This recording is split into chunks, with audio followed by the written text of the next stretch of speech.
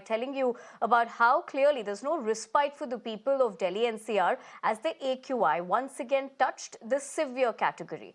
Now, after top court reprimands the Delhi government over pollution, Delhi Environment Minister Gopal Rai held a meeting. He said that the decision on odd-even scheme will be taken after the top court's order. Now, there is a hearing on the issue on Friday. The Delhi minister assured ban on crackers as per top court orders. App-based taxis coming from other states will be banned. Meanwhile, a report filed by Director of Commission for Air Quality Management revealed that there have been 14,110 stubble burning events in Punjab as compared to 576 in Haryana from October 27th to November 5th. In fact, in the last 10 days, maximum farm fires have been reported in Sangrur, which is the Chief Minister Bhagwat Man's constituency.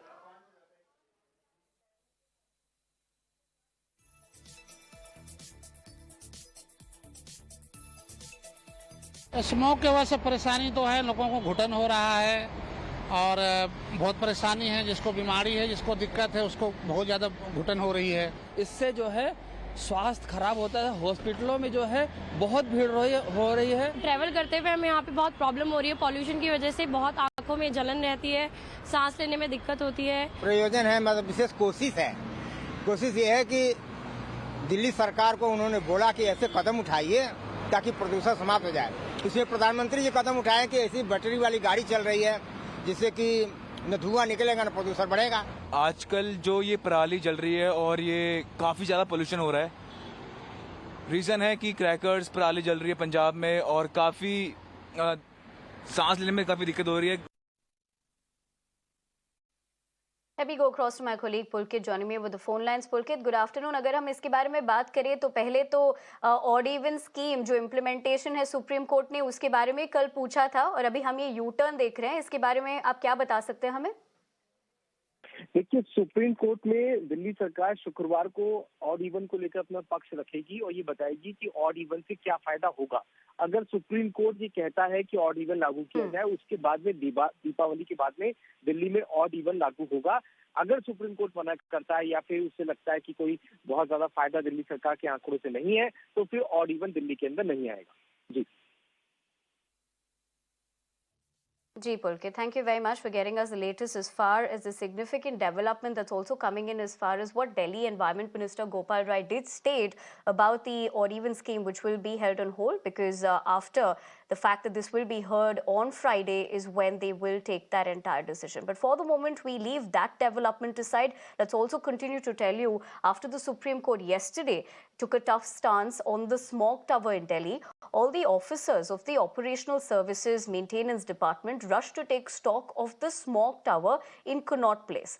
Now, the tower had stopped operating due to unilateral elections from DPCC chairperson of Delhi Pollution Control Committee. Now, after the checks, the smog tower in CP has been made functional.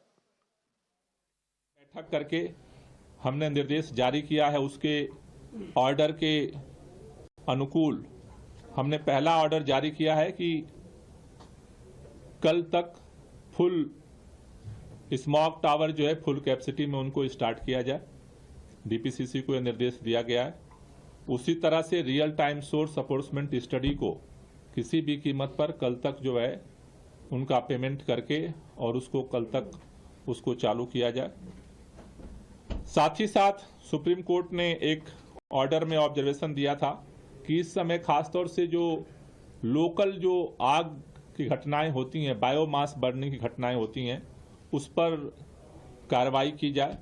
उसके लिए आज MCD, DPCC और revenue विभाग की 611 टीमें बनाई गई हैं और उनको कल से जो है स्पेशल ड्राइव चलाने का निर्देश दिया गया है, एंटी ओपन बर्निंग ड्राइव चलाने का, जिससे कि लोकल लेवल पे दिल्ली के अंदर जो छोटे छोटे जगहों पे आग लगने की घटनाएं हैं उनको कंट्रोल किया जा सके। 611 टीमें